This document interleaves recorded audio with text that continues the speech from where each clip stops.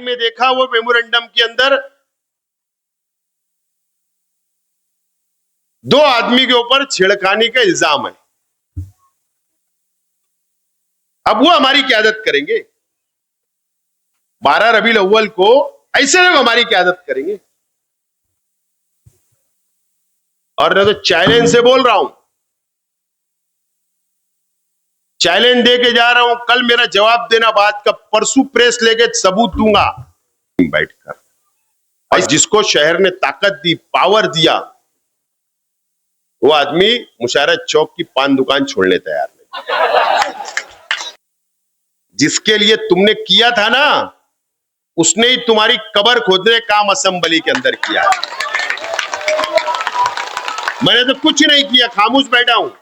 जाबिर भाई गलत बोल रहा क्या? कुछ किया मैंने? पूरा महाराष्ट्र सुन रहा, जिसके लिए तुमने किया, तुम्हारी कब्र वो आदमी ने खोदा।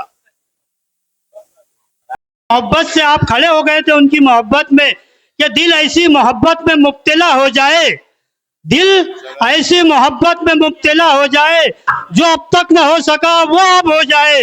ये तुझ में ऐब है कि खूबी है, जो तुझे देख ले बस तेरा हो जाए।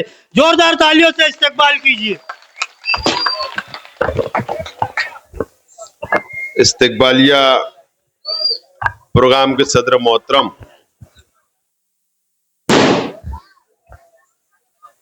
निहाल भाई चक्की वाले, इस प्रोग्राम के कन्वीनर हमारे दोस्त मन्नान बेग साहब, मंच पे तशरीफ फरमा, इस इलाके के और हमारे शहर के पार्टी के तमाम जिम्मेदारान, मेरे सामने तशरीफ फरमा बुजुर्ग हजरात, नौजवान साथी, दोस्तों और साथियों, और जहां तक मेरी आवाज जा रही है, घरों में बैठी हुई मेरी मां और बहनें, सबसे पहले मैं मन्नान बेग साहब, उनके तमाम ही साथियों का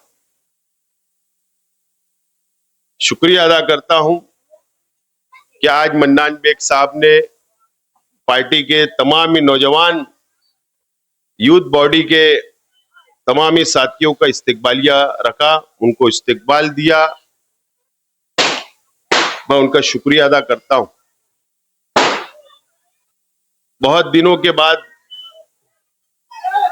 आज नुमानी नगर में आप लोगों से बात करने का मौका मिला।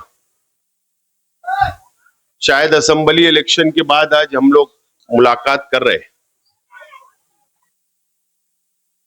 और इलेक्शन आप लोगों ने, हम लोगों ने, बहुत इलेक्शन हम लोगों ने लड़ा। शेख रशीद साहब की क़यादत में कई असेंबली इलेक्शन हमने लड़ा, कई कारपोरेशन के इलेक्शन हम लोगों ने लड़ा, और हमेशा ये इलाके ने हमेशा शेख रशीद साहब का साथ दिया, हमारे परिवार का साथ दिया, हमारी पार्टी का साथ दिया, हमारे उम्मीदवारों का साथ दिया, और एक मजबूत ढाल बनकर आप लोग हमेशा हमारे साथ खड़े रहे।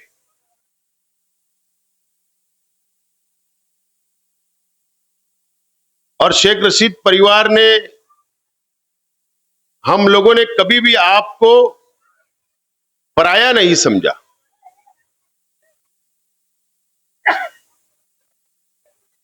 हमेशा आप लोगों को साथ लेकर चलने की हम लोगों ने भरपूर कोशिश की।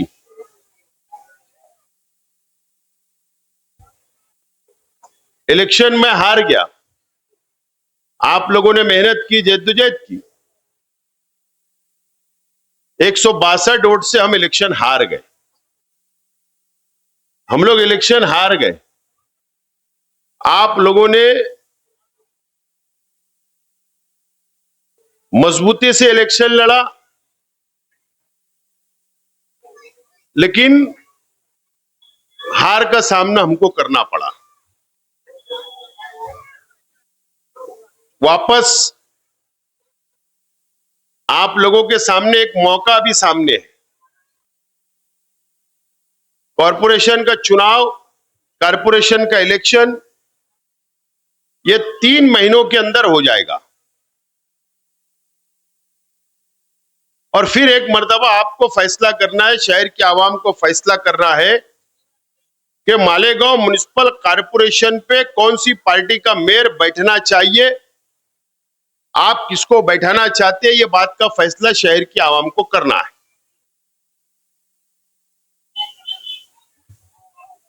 उम्मीद है कि शहर की आवाम मालेगांव शहर म्युनिसिपल कारपोरेशन पर इस्लाम पार्टी का पहला मेयर बैठाने की कोशिश करेगी और हमको मौका देगी, हमें उम्मीद है।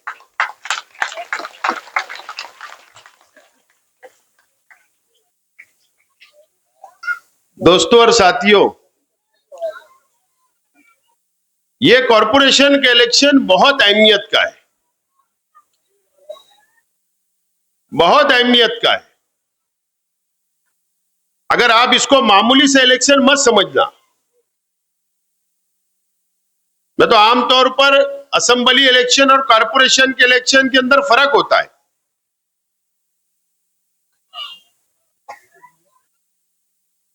असेंबली के इलेक्शन में एक उम्मीदवार होता है जो पूरे शहर का उम्मीदवार होता है, फिर मुखालिफ पार्टी का एक उम्मीदवार होता है। लेकिन वार्ड के इलेक्शन के अंदर जो पैनल है वो 4 उम्मीदवार का होगा। लेकिन हमारे मुखालिफ लोग ऐसी माहौल बनाने की कोशिश करते, इन्हें हमारे ही अपने वर्करों को बोलते हैं, हमारे ही चाहने वालों को बोलते हैं कि यार हमने असेंबली में कुछ बोला क्या, आपको रोका क्या, आपने शेख आसिफ का काम किया तो हमने कुछ बोला क्या, अब मैं तो तेरा दोस्त हूं, मैं तो मोहल्ले का हूं, मैं तो गली का हूं, मैं तो रिश्तेदार हूं, इस मर्तबा तू मुझको वोट दे, मेरा काम कर। इस तरीके का माहौल हमारे वर्करों के बीच बनाया जाता है।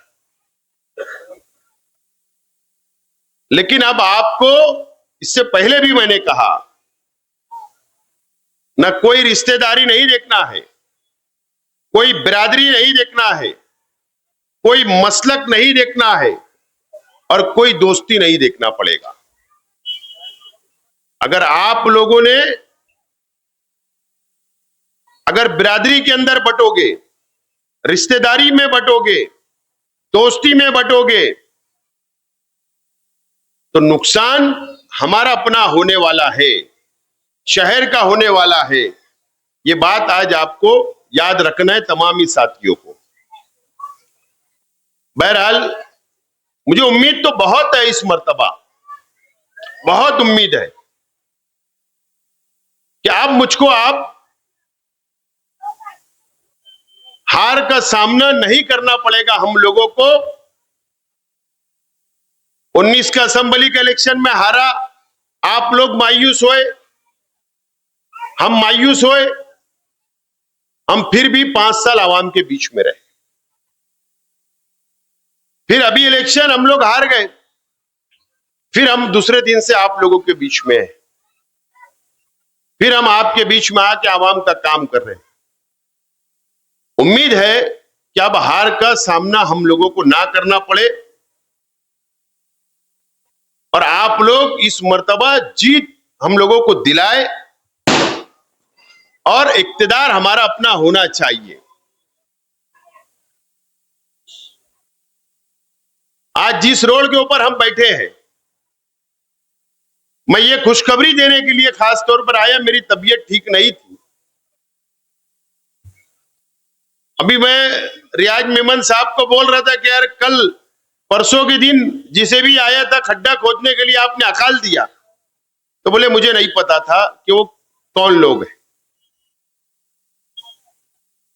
मैं इलेक्शन हारा, लेकिन मैंने वादा किया था कि इस इलाके के जो काम मैंने मंजूरी के लिए डाला है, मैं हारने के बाद भी इसको मुकम्मल करूंगा। ये वादा मैंने किया था और आज मैं खुशखबरी देने के लिए यहां पर आया कि ये पीछे का 60 फीटी रोड से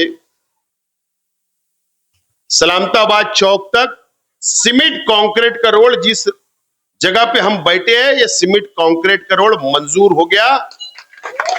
और अगर आप चाहे तो कल से काम शुरू कर सकते हैं। कल से ये रोड मंजूर हुआ। पीछे का 60 फीटी रोड निजामिया मस्जिद से लेकर मदनी नगर तक का रास्ता, वो सीमेंट कंक्रीट मंजूर हो गया। वो भी कल से काम शुरू कर सकते हैं आप।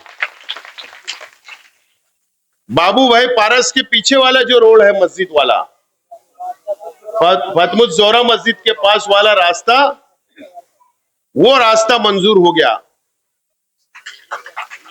मदनी नगर के बाजू में जो दवाखाना है, तड़वी नगर से लेकर रिक्शा स्टॉप के आगे तक, वो सीमेंट कंक्रीट रास्ता मंजूर हो गया।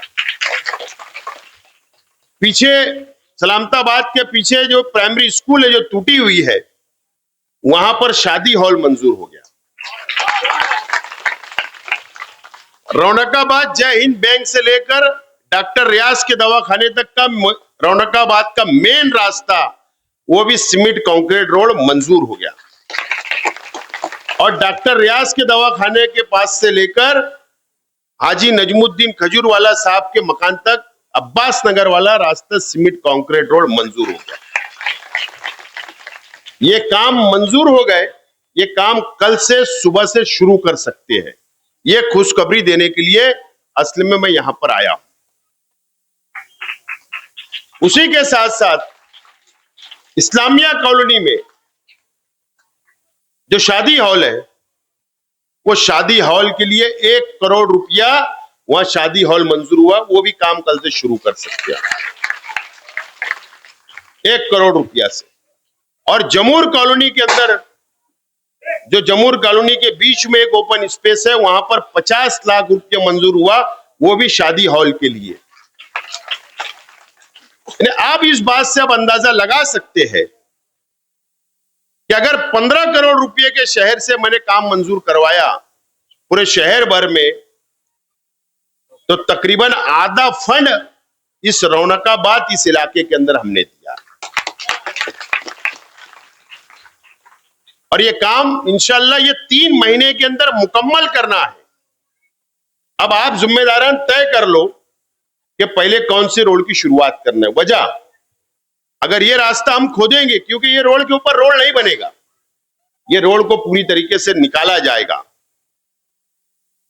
नीचे कंक्रीट बिछाया जाएगा, उसके ऊपर फिर सीमेंट कंक्रीट रोड बनेगा।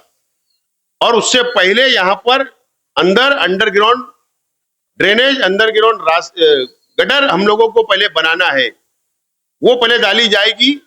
इसके लिए बारिश का मौसम में परेशानी होगी।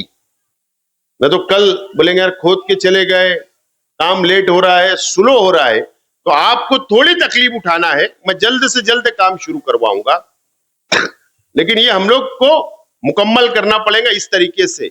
सीमेंट कंक्रीट रास्ता जहां भी बनेगा उसके अंदर अंडरग्राउंड गटर जाएगी पहले, उसके ऊपर रास्ता बने, ताकि बाद में रोड को तोड़ा ना जाए, हमको रोड को तोड़ना ना पड़े कोई पाइपलाइन के लिए। इस तरीके से काम काज है। अब आप बताइए कब उद्घाटन करना है, कहां जेसीबी लगाना है, कहां रोड का काम शुरू करना है। आप जब बोलेंगे, जब तैयार है काम की, हमको शुरुआत कर देना है। दोस्तों, इलेक्शन अच्छाई और बुराई पे हुआ। आप लोगों ने देखा असेंबली का इलेक्शन अच्छाई और बुराई पे हो रहा था, और आपने ये 6 महीने 7 महीने के अंदर ये भी देखा कि अच्छाई और बुराई किन लोगों के साथ है।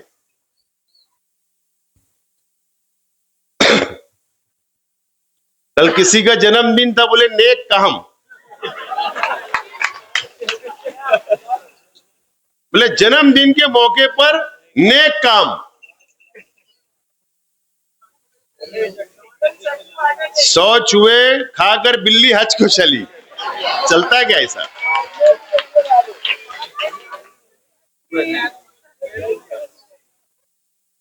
बुराई करो माफी मांग लो, बुराई करो माफी मांग लो, फिर अच्छाई और बुराई। बहरहाल हम पीछा उछा छोड़ने वाले नहीं है, अच्छाई और बुराई तो हम बताने वाले हैं। चाहे अजमेर के अंदर गरीबों को खाना बांटो, कुछ भी कर लो, बहरहाल ये चीज तो पीछा छोड़ने वाली हम तो नहीं छोड़ने वाले। ये बात तो बिल्कुल तय है। तो ऐसी कितनी बुराइयां जो अच्छाई और बुराई का स्टेट से तकरीर किया करते थे, अच्छाई और बुराई की दुआई दिया करते थे। कई वीडियो ऑडियो वायरल हो रही, कुछ बाकी है। वो तो मटेरियल आने ही वाला, मैं तो बार बार बोल रहा हूं। लेकिन ये शहर की आवाम को अब फैसला करना है अच्छाई और बुराई का। शहर की आवाम को फैसला करना है। हम तो तामीर, तरक्की, डेवलप, गरीबों का साथ, गरीबों को साथ लेकर चलना, और शहर की आवाम को अब फैसला कर देना है इस इलेक्शन के अंदर। एक इंसान की कैपेसिटी होती है, एक परिवार की कैपेसिटी होती है, हिम्मत होती है। लेकिन बार बार अगर बिरादरी में बढ़कर, मसलक में बढ़कर, रिश्तेदारी में बढ़कर अगर जज्बात में यह शहर फैसला करेगा तो यह शहर के मुस्तकबिल के लिए अच्छी बात नहीं है। मेरा परिवार, हमारे तमाम ही साथी जो मंच पे बैठे, हमारे हजारों जिम्मेदारान कार्यकर्ता,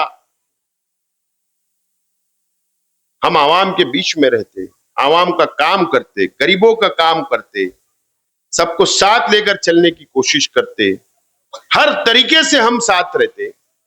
लेकिन क्या होता है इलेक्शन के समय कि हम लोगों को हार का सामना करना पड़ता है। और मुझे उम्मीद है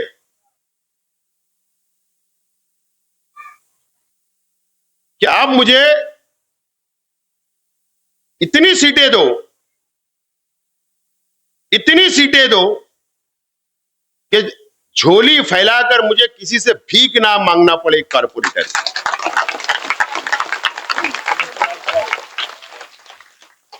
इतनी सीटें दो, 43 सीट परफेक्ट होना मेयर बनाने के लिए, 43 सीट। नहीं तो अगर आप आधा अधूरा मेजॉरिटी दोगे, कम देंगे, तो फिर ये झोली फैलाने का फिर जाना पड़ेगा किसी के पास। ये वक्त तो मेरे ऊपर मत लाइए। अगर आपने 43 कारपोरेटर चुनकर दे दिए, मेयर हमारा बैठ गया, तो आज मैं कुछ नहीं हूं। उसके बावजूद भी कम से कम 8 करोड़ का काम की मैंने मंजूरी अभी आपको बता दिया। मुझे बताओ आप, ये इलाका कितना मुजाफात था? तामीरी काम नहीं थे, पानी नहीं था, लाइट नहीं था, रास्ते नहीं थे, सहूलत नहीं थी। लेकिन अल्लाह का करम है कि शेख रशीद साहब ने, हम लोगों ने इस इलाकों के ऊपर खुसूसी तवज्जो दी, कामकाज किया, कामकाज करते रहते। और उससे बढ़कर आपको साथ लेकर चलते हैं, आपको साथ लेकर चलते हैं। एक आदमी छून कर आ जाता मजहब के नाम पर, एक आदमी मजहब का सहारा ले लेता, उसके बाद नुमानी नगर क्या है, कौन सा इलाका है, मुझे नहीं पता। नुमानी नगर में वर्कर नहीं दिखते, लेकिन वोट पेटी पे जरूर दिखती। ना कभी तुम्हारे सुख में, ना कभी दुख में, ना तुम्हारे मसाइल में, ना तुम्हारी गटर, ना कभी तुम्हारी रोड, ना कभी पानी, कभी ना तुमको जानना ना पहचानने वाला, लेकिन जरूर वोट दिखती है पेटी के ऊपर। तो क्यों ऐसा होता है? क्या कभी आपने सोचा? क्या आपने उसके ऊपर फिक्र किया? एक आदमी आता है, मजहबी बातें करता, वोट लेकर चले जाता, 5 साल गायब रहता, फिर इलेक्शन आता, फिर मजहब की दुकान लगाई जाती, फिर दुआएं दी जाती, फिर चुनकर चले जाता।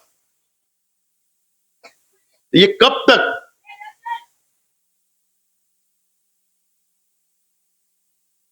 अब इलेक्शन पिटीशन मैंने दाखिल किया, इससे पहले भी किया था।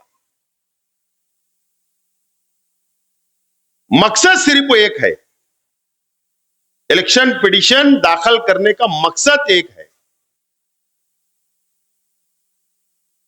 कि मजहब का सहारा नहीं लेना चाहिए, मजहब का सहारा नहीं लेना चाहिए।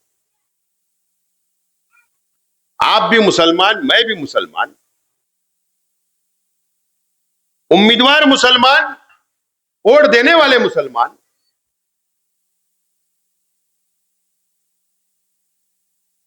अरे मस्जिद के अंदर हम भी नमाज पढ़ते, हम भी कुरान पढ़ते, एक अल्लाह एक रसूल को हम भी मानते।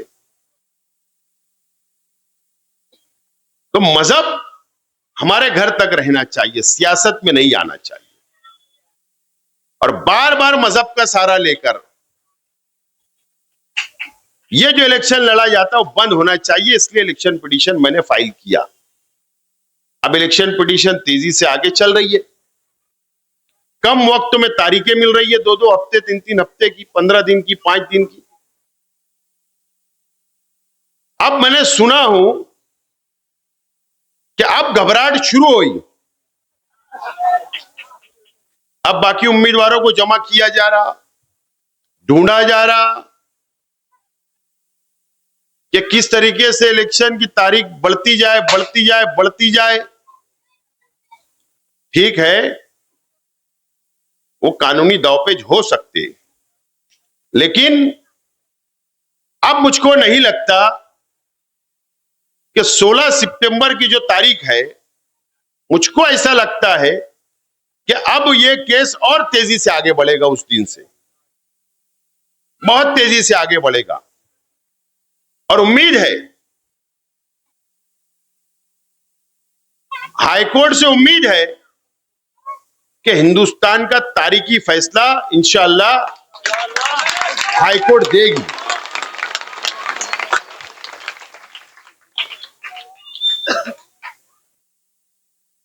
बहरहाल मैं आप तमाम ही लोगों से अपील करता हूं, 20 नंबर वार्ड का पूरा पैनल इंशाअल्लाह आप चुन कर दो, 19 नंबर ये वार्ड का पूरा पैनल, 18 नंबर, 21 नंबर, उसके बाद और जो आगे पैनल बनेंगे, ये बाजू भी आपको मैं बार बार बोल रहा हूं, पार्टी जिसको टिकट दी आपको उसके साथ खड़ा रहना है। हक सबको है, टिकट मांगने का हक सबको है, सब टिकट मांग सकते, पार्टी में झगड़ा कर सकते, पार्टी में आगे अपनी बात रख सकते, लेकिन पार्टी की जो पार्लियामेंट्री बोर्ड होगी जो टिकट तय करती है, और पार्टी ने जिसका नाम ऐलान कर दिया, आपको उसके साथ लगा रहना है, उसके साथ खड़ा रहना है, मजबूती के साथ। हमारी वोट का खराब नहीं होना चाहिए, हमारी वोट इधर उधर नहीं जाना चाहिए, वन साइड हमारे पैनल को गिरना चाहिए। बहरहाल बोलना बहुत है, लेकिन मैं छोटी छोटी बातें आप लोगों की जहन साजी करने की कोशिश कर रहा हूं। आपने देखा जामनेर के अंदर क्या हुआ दोस्तों, हम लोग सब गए, प्रेस वाले गए, हम लोग गए, जामनेर से फोन आए तो मैं वहां गया। वहां जाने के बाद वो बच्चे को जिस तरीके से कत्ल किया गया, बहुत भयंकर, आप सुन भी नहीं सकते, दास्तान नहीं सुन सकते, वो बातें नहीं सुन सकते। 4 घंटा मुसलसल वो लड़के को किडनैप करके एक गाड़ी के अंदर घुमाया गया, जगह जगह रोका गया, खेत में, जंगलों में उसके नाखून भी नोच कर निकाले गए। और उसको घर के पास लाकर फेंक दिया गया। हम गए वहां, बातें सुनी, उनके माँ बाप को तसल्ली दी। 4 घर है वो गांव में, 4 घर मुसलमानों के, छोटा खेड़ा है, 4 घर है वहां, मस्जिद नहीं, मदरसा नहीं, कुछ नहीं। जामनेर से 25 किलोमीटर। वहां जाने का मकसद क्या था? ना मेरा कोई रिश्तेदार है, बस वहां के मुसलमानों ने फोन किया,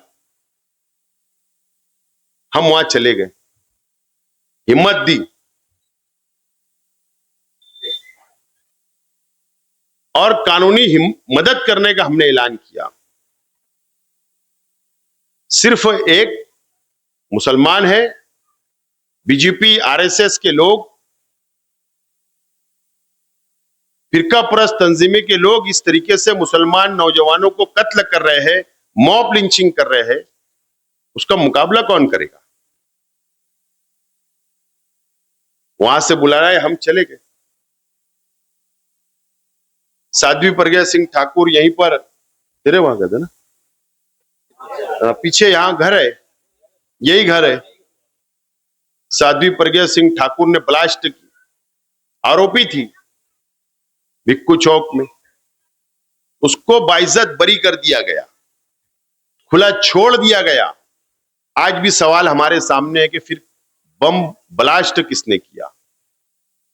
हमारे शहीद हो गए, कई लोग जख्मी हो गए, कई लोग दुनिया से चले गए, बाइज्जत बरी कर दिया जाता, बोलने वाला कोई नहीं। कौन लड़ेगा? यहां तो हमसे फुर्सत नहीं है हमारे मुखालिफ लोगों को लड़ने का, लेकिन हमारी पार्टी का मकसद है कि फिरका परस्त ताकतों से लड़ना, चाहे पूरे महाराष्ट्र में कहीं भी फिरका परस्त ताकतें जहां मुसलमानों पर जुल्म करेंगी तो उनके खिलाफ में लड़ने का काम, आवाज उठाने का काम मैं कर रहा हूं। और अगर आपने, ईमानदारी से बोल रहा हूं दोस्तों, अगर कॉरपोरेशन का चुनाव मुझको मेयर अगर यहां बैठा दिया, हमारी पार्टी का मेयर बन गया, तो यही झंडा लेकर हम महाराष्ट्र में निकलेंगे और मुसलमानों की ताकत बनने का काम करेंगे और फिरका परस्तों को मुंह तो जवाब देने का काम करेंगे। ये तैयारी, इसके लिए ताकत लगती है, ताकत लगती है, पावर लगता है, सत्ता लगती है, गवर्नमेंट का पावर होना। और अगर पावर आप दे सकते हो, आपके हाथ में पावर है, एक मर्तबा तुम दे के तो देखो, एक मर्तबा दो,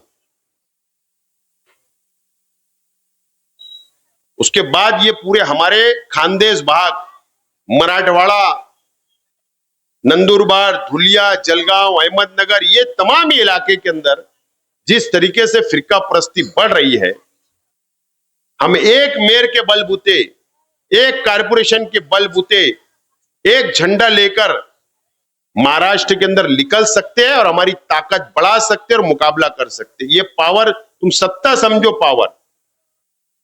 आज मैं स्टेट से बोल सकता फिरका परस्तों के खिलाफ, प्रेस में बोल सकता, मीडिया के सामने बोल सकता, लेकिन मैं असेंबली के अंदर नहीं बैठ सकता। क्यों?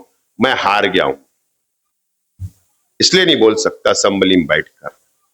और जिसको शहर ने ताकत दी, पावर दिया, वो आदमी मुशारत चौक की पान दुकान छोड़ने तैयार नहीं, अंदर कुछ नहीं बोल रहा। फिरका परस्तों से मिली भगत, मिल के काम, मैनेज चल रहा है, काम, पैसा मिल रहा है, उनका काम चल रहा है। शहर को धोखा दिया जा रहा है, मां बहनों को धोखा दिया जा रहा है, शहर को मजहब के नाम पर धोखा दिया जा रहा है, उलमाओं को धोखा दिया जा रहा है, पूरी शहर की आवाम को धोखा दिया जा रहा है, धोखा देने का काम किया जा रहा है। शहर समझता ही नहीं, शहर समझने तैयार नहीं है। अंधी अकीदत में शहर ये तमाम ही चीज बैठकर सोच ही नहीं रहा है कि कौन से रास्ते पे एक शख्स हमको लेकर जा रहा है।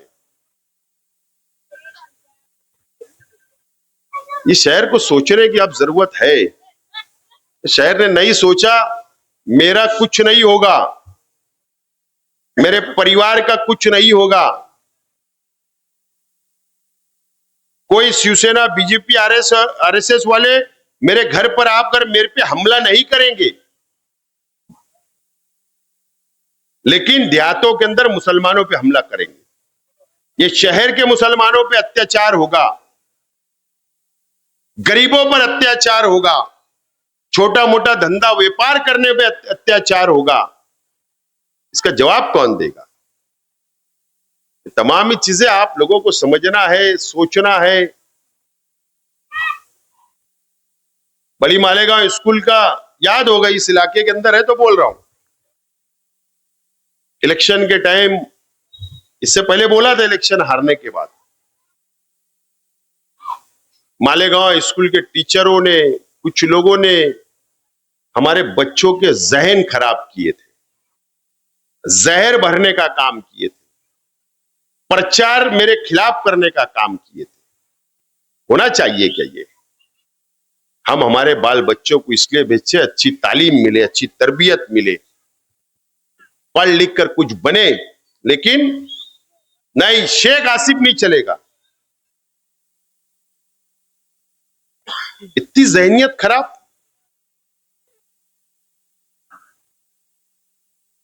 वो बोलते हैं ना, अल्लाह की लाठी में आवाज नहीं है, लाठी दिख नहीं रही लेकिन आवाज जरूर आ रही है, शहर सुन रहा है। मेरा तो कोई लेना देना नहीं है, मैं तो खामोश हूं, सीधा साधा इंसान हूं। अत्याचार मुझ पर कर लिए, मेरे पे जुल्म कर लिए, मुझे दबाने की कोशिश करे, कब्रिस्तान पहुंचाने की कोशिश करे कि हार जाएगा, मर जाएगा। मैं तो सीधा साधा इंसान हूं, खामोश बैठा हूं, कपड़े संभाल रहा हूं, तमाशा देख रहा हूं। और ऐसे बहुत देखूंगा, मैं कुछ बोलूंगा नहीं। लेकिन सिर्फ मैं इतना बोलना चाहता कि तुम ये शहर को कहां लेकर जाना चाहते हो, कौन से रास्ते पर लेकर जाना चाहते हो, कौन से रास्ते पर? अगर झोपड़पट्टी के बच्चे, गरीब बच्चे अगर वहां तालीम हासिल करना जाते हैं तो तुम्हारी काम है कि उनको अच्छी तालीम दो, अच्छी तरबियत दो। तुम उनके जहन में जहर भरने का काम करते हो। इसके लिए सिर्फ एक आदमी चुनकर आ जाए, जिसके लिए तुमने किया था ना, उसने ही तुम्हारी कब्र खोदने का काम असेंबली के अंदर किया है। मैंने तो कुछ नहीं किया, खामोश बैठा हूं। जाबिर भाई गलत बोल रहा क्या? कुछ किया मैंने? पूरा महाराष्ट्र सुन रहा, जिसके लिए तुमने किया, तुम्हारी कब्र वो आदमी ने खोदा। मैं तो कुछ नहीं, खामोश बैठा हूं, बैठे रहूंगा, कुछ बोलूंगा नहीं। लेकिन जाबिर भाई की एक न्यूज मुझे कल बहुत पसंद आई। यार, स्कूल के चेयरमैन साहब को जमानत नहीं मिली, एक पेपर में खबर नहीं। मैं भी बहुत हैरान है ये बात से। असल में पेपर इसलिए छपते हैं शहर के अंदर कि शेख रशीद परिवार के खिलाफ कोई न्यूज मिल जाए। मुझे ऐसा लगता है इसके लिए सिर्फ छपते हैं कि कोई गरीब के ऊपर अत्याचार हो जाए तो छपते हैं। ये सोचना पड़ता है हमको भी।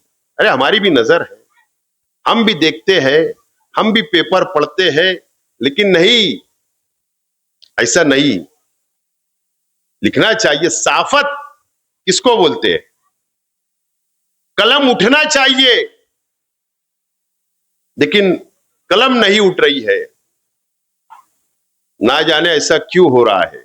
सवाल तो ये है, शहर सोच रहा, बोलता नहीं, अलग बात है, गरीब लोग है बेचारे, क्या बोलेंगे। लेकिन मैं बोल रहा हूं, ये सवाल है, ठीक है, जनरल चर्चा है। कई लोगों की ब्लैक हो जाती न्यूज, हट जाती न्यूज, अखबारात में खबर नहीं आती, हमको दिखता है। कोई बलात्कार भी कर लेता तो उसकी खबर नहीं आती, लेकिन झोपड़पट्टी का लड़का कोई लड़की भी छेड़ देता तो उसकी खबर बन जाती है। ये तरीके कहां ले जा रहे, मैं यही बोलना, सिर्फ सवाल कहां जा रहा है, किस रास्ते पर लेकर जा रहे हो शहर को, किस रास्ते पर लेकर जा रहे हैं। ये शहर ने संजीदगी से बैठना चाहिए, सोचना चाहिए, समझना चाहिए। अरे तो तुमको कोई हक वक नहीं है कि तुम कौम और मिल्लत की बात करे, मुसलमानों की बात करे, शहर को बचाने की बात करे, तुमको हक वगैरह नहीं है, कोई हक नहीं है। पहले अपने अंदर झांको, अपनी खुद की इस्लाह करो, उसके बाद दूसरे की इस्लाह करना। लेकिन ये तमाम चीजें शहर में खत्म होती जा रही है, धीरे धीरे धीरे धीरे खत्म होते जा रही है, बोलने वाला कोई नहीं। उम्मीद थी कि कुल जमाती तंजीम को सलाह दिया था, मशवरा दिया था, आज तक जवाब नहीं आया। कल देखा एक यूट्यूब पर कि मेमोरेंडम देते हुए एक साहब नजर आए। जब मैंने लाइन में देखा, वो मेमोरेंडम के अंदर 2 आदमी के ऊपर छेड़खानी का इल्जाम है। अब वो हमारी क़यादत करेंगे? 12 रबीउल अव्वल को ऐसे लोग हमारी क़यादत करेंगे?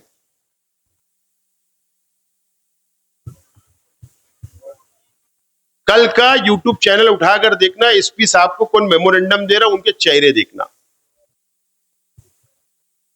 और मैं तो चैलेंज से बोल रहा हूं, चैलेंज दे के जा रहा हूं, कल मेरा जवाब देना बात का, परसों प्रेस लेके सबूत दूंगा। ऐसे लोग क़यादत करेंगे हमारी? हम तुम्हारे बंधे हुए लोग हैं, तुम्हारे गुलाम हैं। क्यों अच्छे लोग नहीं आ रहे आगे? क्यों माशरे में सुधार नहीं आ रहा? क्यों ऐसे गंदे लोग को बाजू में नहीं फेंका जा रहा? कोई भी दीनी तंजीम हो, अच्छे लोग आगे आना चाहिए, हम कबूल करेंगे। लेकिन अगर हम पर कोई थोपेगा, बुरे लोगों को थोपेगा, गंदे लोगों को थोपेगा, बाल बेटी को छेड़ने वालों को हम पर थोपे जाएंगे, तो हम ये बर्दाश्त नहीं करेंगे। मजहब की ठेकेदारी नहीं किसी ने दी तुमको। और डिपार्टमेंट से मेरी हाथ जोड़कर गुजारिश है कि ऐसे गंदे लोगों को जुलूस से अगर दूर रखा जाएगा तो मैं डिपार्टमेंट का शुक्रिया अदा करूंगा, शुक्रिया अदा करूंगा। इस्तिकबाल जश्न ईद मिलादुन नबी सल्लल्लाहु अलैहि वसल्लम के जुलूस में गंदे लोग होने ही नहीं चाहिए। एकदम साफ तौर पर मेरा बोलना है शहर की आवाम से, आप आवाज उठाओ, आप आवाज उठाओ, आपका हक है, आवाज उठना चाहिए, आवाज निकलना चाहिए। लेकिन कोई बोलने वाला नहीं, खामोश है, सब चल रहा है, हड्डर्मी चल रही है, दादागिरी चल रही है, कोई बोल नहीं रहा है, सब खामोश। ट्रस्टों में भी बने रहेंगे, ट्रस्टों में भी बने रहेंगे, हड्डर्मी से छोड़ेंगे नहीं। छोटे छोटे गरीब उलमाओं को, मदरसे के लोगों को, दरगाह के लोगों को दबाएंगे, हटेंगे नहीं। अगर ऐसा ही रहा तो ठीक है, लेकिन फिर हमारी इस्लाह करने मत आना, हमको तुम बताना मत अच्छाई और बुराई। इस तरीके से काम ये शहर में चल रहा, कौन बोलेगा? बाकी बहुत सारे मटेरियल बोलने के वक्त बोलूंगा, लेकिन क्योंकि इसके बाद कोई जलसा नहीं होगा 12 रबीउल अव्वल तक, कोई प्रोग्राम नहीं होगा, मेरी तकरीर नहीं हो पाएगी, इसलिए आज मीडिया के सामने शहर में ऐलान कर दे रहा हूं, मैसेज पहुंचा दे रहा हूं, मशवरा समझो, लेकिन इस पे मंथन, इस पे बहस होना चाहिए, इस पे बात होना चाहिए, उलमाओं को बैठना चाहिए, जिम्मेदारान को, तंजीमों को बैठना चाहिए। जुलूस निकालने वाली मोतबर तंजीम है, 100 साला रिकॉर्ड है, उनको सर जोड़ कर बैठना चाहिए और सोचना चाहिए कि कहां से कौन सी आवाज आ रही है, कौन अपील कर रहा है, ये तमाम ही चीजें सोचना चाहिए। लेकिन खामोश है सब, शहर खामोश है। इसलिए आज मैं बोल दिया, कल गाली पड़े तो भी तैयार, तनकीद हो तो भी तैयार है, अपनी तो सब तैयारी, अपन सब प्रूफ है, वो बोलते वाटर प्रूफ, ब्लड प्रूफ, क्या सब अपन तैयार है, जो तनकीद करना है करो। और इसलिए कि सच्चाई पे, हम सच्चाई पे है, सबूत हाथ में रख के शेख आसिफ बात करता, बिना सबूत के शेख आसिफ कभी बात नहीं करता। बहुत खुल के बोल सकता, लेकिन मां बहने मेरी बातें सुन रही, इसलिए थोड़ा दरगुजर कर रहा हूं। लेकिन अब ये शहर के तालीमी आधारों को भी संजीदगी से लेना, उनको भी बैठना चाहिए, समझना चाहिए, अपने स्कूल के टीचरों की भी इस्लाह करना चाहिए, मदरसे के अंदर दीनी तंजीमों को भी बैठना चाहिए, उसकी इस्लाह होना जरूरी है। ये बहुत जरूरी है, ये तमाम ही टॉपिक्स। जब तुम अच्छाई और बुराई की बात कर रहे हो, जब शहर को सुधारने की बात, कोई कमेटी बनी, शहर सुधार कमेटी, उन्होंने भी बैठना चाहिए। कमेटियां बनती है, काम होता है, बात होती है, तो सब बैठो, तालीमी अदारे बैठे, दीनी तंजीमें बैठे, बुनकर बैठे, मजदूर बैठे, समाज के हर तबके के लोग बैठकर सोचे शहर कहां जा रहा है। जब बुराई खत्म होगी, बुराई ऐसे खत्म होने वाली नहीं है, और समझेंगे कि नहीं बुराई हम सिर्फ जलसा कर लेंगे, तकरीर कर लेंगे कि बुराई खत्म होगी, नहीं ऐसे। सबको सर जोड़कर बैठना पड़ेगा, बराबरी का दर्जा देना पड़ेगा, बराबरी का हक देना पड़ेगा, एक सब में सबको खड़े रखना पड़ेगा, इंसाफ की बात करना पड़ेगा, अमीरी और गरीबी में फर्क खत्म करना पड़ेगा। जब सुधार आएगा शहर में, माशरे में, तो आने होने वाला नहीं है, आने वाला नहीं है। एक ब्यूटी पार्लर की भी, जो गलत है गलत, ब्यूटी पार्लर में जो कुछ हुआ उसकी मुजम्मत, लेकिन दूसरी बाजू जो मैंने उस वक्त भी कहा था कि भाई जो शहर में ऑडियो वीडियो रिकॉर्डिंग वायरल हो रही थी, उनके घर पे सुधार कमेटी कब जाएगी, उनके दर पर कब जाएगी। ब्यूटी पार्लर के दर पर गए, अच्छी बात है, उनके कान खींचे, अच्छी बात है, लेकिन दूसरी बाजू में जो बुराई पनप रही है, उनके दर पर आप कब जाओगे, उनके दर पर भी जाओ। जब इंसाफ, मैं तो ब्यूटी पार्लर के पीछे का राज तो मुझे मालूम है कि कुछ लोगों ने मौलाना को इस्तेमाल कैसे किया, मुझे मालूम है, बोलना नहीं चाहता। ये तमाम ही चीजें नहीं चलने वाली। अगर शेख आसिफ अगर बोल रहे हैं कि बुराई खत्म होना चाहिए, तो पहले शेख आसिफ ने सोचना चाहिए कि मैं ये ऐलान कर रहा हूं, ये बात बोल रहा हूं, तो मैं साफ सुथरा हूं या नहीं, हूं या नहीं, उसके बाद बोलना मुझे हक है, तो मुझे भी हक नहीं है। तो तमाम ही चीजें अब बोलूंगा, नहीं तो कब? अगर मैं आज नहीं बोला तो कब बोलूंगा? और इसलिए ये बातें मैं बोल रहा हूं क्योंकि आपने मुझे हक दिया है। शहर की आवाम ने 1,10,000 वोट दी, आपने हक दिया तो मैं बोल रहा हूं। अगर आप मुझे हक नहीं देते तो मैं बोलता ही नहीं। लेकिन मैं ऐसा मानता हूं ये मेरी अपनी जिम्मेदारी है, इसलिए मैं बोल रहा हूं। तो बहुत सारे बातें, इलेक्शन अभी आएंगे तो नवा नवा आइटम शुरू होगा, नवी नवी बातें शुरू होगी। और नहीं तो मैंने सुना, जाबिर भाई शायद आपके ही चैनल पे सुना कि हमारे शहर के एमएलए साहब ने बयान दिया कि मैं चाहूंगा कि मेरा उत्तराधिकारी, मेरा जानशीन कोई हाफिज रहे।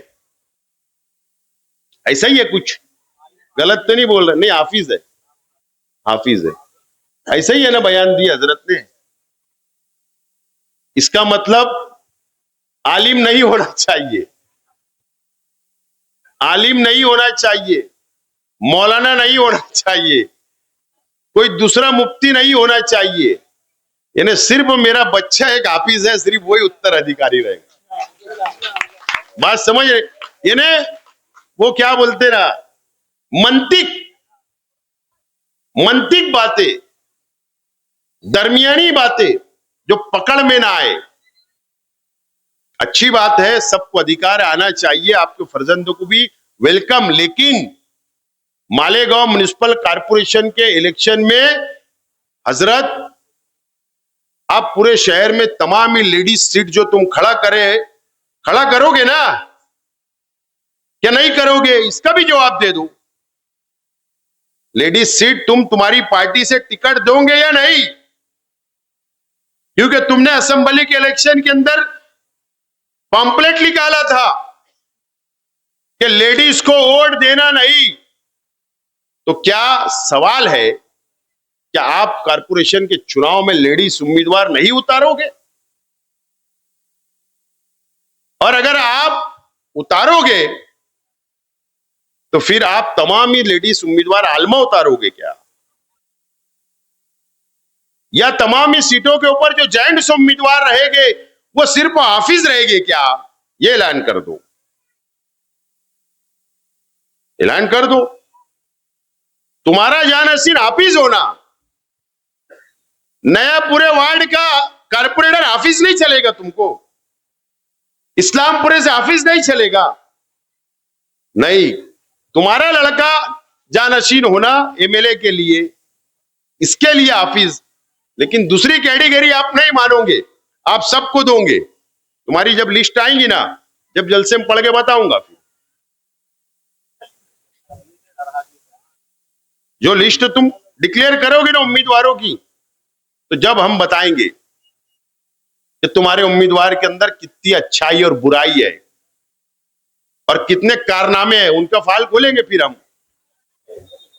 तो अपने मुफाद के लिए अच्छी बातें बोलना, अपने वर्करों के कान को खुश करना, और जहां पर अपना मुफाद नहीं रहेगा वहां माल डब्बे में काम चलते रहे, बस इस तरीके का सब छचन होगा, छचन होगा। बाजू में अजीज कल्लू स्टेडियम के अंदर फिर अभी इस्तेमा का ऐलान हो जाएगा, आपा का इस्तेमा है। फिर मां बहनें बिचारी जाएगी फिरदौसगंज की, महवी नगर की, नुमानी नगर की, दातार नगर की। फिर वहां पर धीरे धीरे बोलते बोलते फिर भैया, फिर मजहब के नाम पर वोट मांग लेंगे। मैंने तो सुना कि अभी शहद भी फूक कर दे रहे, माल ले रहे। फी सबीलिल्लाह नहीं है, मेरी मालूमात पक्की है। शहद फूक कर, तावीज, गंडा, क्या क्या है, लेकिन 5,000, 15,000, 25,000, 51,000 का पैकेज धंधा चल रहा। दुआ अल्लाह से मांग लो, पैसे लगते क्या? जहां दुआ के पैसे, तावीज के पैसे, शहद के भुगाए पैसे, बात खत्म हुआ, नियत खराब, माल डब्बे में। तो ये तमाम ही चीजें सब शुरू है गांव में। सब तरीके से सिर्फ वोट हो जाए, सत्ता मिल जाए, माल हम कमा ले, घर भर जाए, करोड़पति हो जाए, मुफाद हासिल हो जाए, शहर जाए, इस तरीके का काम ये शहर में चल रहा है। बहुत समझने की जरूरत है, बहुत सोच समझ के समझने की जरूरत है इलेक्शन को आपको। बहरहाल बहुत ज्यादा वक्त ले लिया। बस मुझे किसी के सामने जाकर झोली ना फैलाना पड़े, हाथ ना फैलाना पड़े, वो आप कर सकते हैं। अगर आप बढ़ गए, आप भटक गए, तो फिर ये चीज हम मेयर नहीं बना पाएंगे। वही काम फिर आगे आएगा जो मैं नहीं चाहता। उम्मीद है कि आने वाले कॉरपोरेशन के चुनाव में आप अभी से बेदार हो जाओ और पार्टी को मजबूत करो। आखिर में मैं मन्नान सर, उनके तमाम ही साथियों का शुक्रिया अदा करता हूं कि अच्छा प्रोग्राम आपने रखा, हमारा इस्तकबाल किया। मैं आपका शुक्रिया अदा करता हूं और जिम्मेदारान से अपील करता हूं कि भैया कब रोड के काम की शुरुआत करना है।